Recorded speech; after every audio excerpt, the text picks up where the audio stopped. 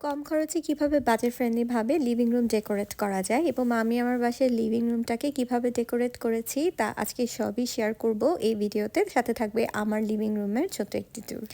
প্রথমে আমি শেয়ার করব আমার লিভিং রুমের অ্যাকশন ওয়াল থেকে। এই জায়গাটা আমার খুবই ভীষণ পছন্দের, কারণ এই জায়গাটাতে আমি আমার যে খুবই জমানো একটি স্বপ্ন ছিল সেটি হচ্ছে একটি গ্যালারি ওয়াল বানানো, এবং সেটিকে আমার এই অ্যাকশন ওয়ালটিকে অ্যাকচুয়ালি আমি গ্যালারি ওয়াল হিসাবে ডেকোরেট করেছি। এখানে বিভিন্ন ধরনের ছবি ফ্রেম প্লাস হচ্ছে ছোটোখাটো কিছু শো পিসের মাধ্যমে কর্নারে আমি আমার লিভিং রুমে সাজিয়েছি।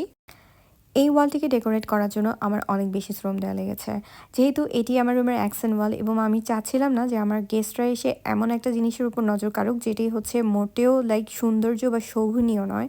সো এটা করার জন্য আমি নেট থেকে বিভিন্ন ধরনের ইন্সপিরেশন নিচ্ছিলাম, কিভাবে হচ্ছে ছবিগুলোকে একসাথে সাজাবো বা কিভাবে রাখলে এটাকে সুন্দর লাগবে, এসব নিয়ে আমার অনেক বেশি রকমের নেট থেকে ঘাটাঘাটি করতে হয়েছে টু বি অনেস্ট।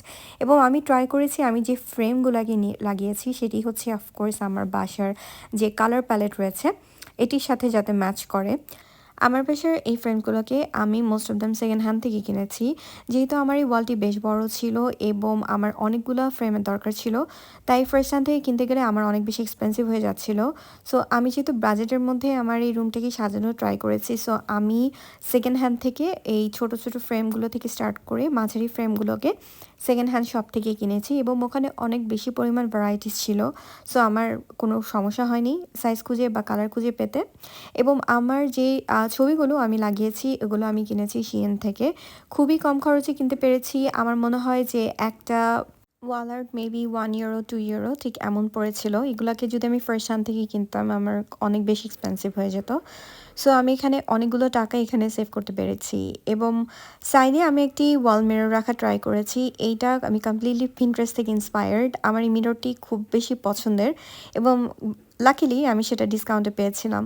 আমি আমার টিভি ব্যাংকের এক কর্নারে একটি ব্ল্যাক বেসের সাথে কিছুটা ড্রাই ফ্লাওয়ার্স রেখেছি। আমার কাছে মনে হয়েছে যে এই কর্নারটি বেসটাতে রাখার জন্য খুব বেশি কমপ্লিমেন্ট করেছে। এবং আমার টিভি ব্যাংকের একপাশে খুব ভারী কিছু না রেখে দুটো ক্যান্ডেলস এবং সাথে ক্যান্ডেল হোল্ডার্স। এখন আমি আমার সিটিংস এরিয়াতে চলে এসেছি। সিটিং এরিয়াতে খুব বেশি ফার্নিচার নেই, রয়েছে একটি বিশাল বড় একটি জায়ান্ট সোফা সাথে একটি অ্যাকসেন্ট চেয়ার। আমার থিমের সাথে ম্যাচ করে আমি আমার সোফার কালার এবং আমার যে সোফার কুশনগুলো সেটিকে সেম কালার টোনে রাখার মধ্যে ট্রাই করেছি। এবং যে অ্যাকসেন্ট টেবিল চেয়ারটা সেটা হচ্ছে একটি ডিআই প্রজেক্ট মেইনলি।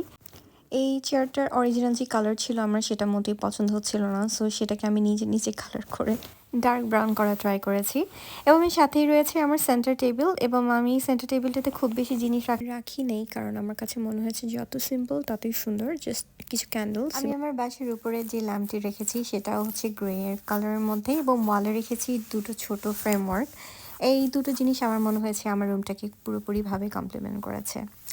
এটা হচ্ছে আমার লিভিং রুমের লাস্ট পয়েন্ট, এবং এইখানে আমি যেটা রেখেছি সেটা হচ্ছে একটি অ্যাকসেন্ট টেবিল, সাথে নিচে দুটো বাস্কেটস এবং একটি মিরর।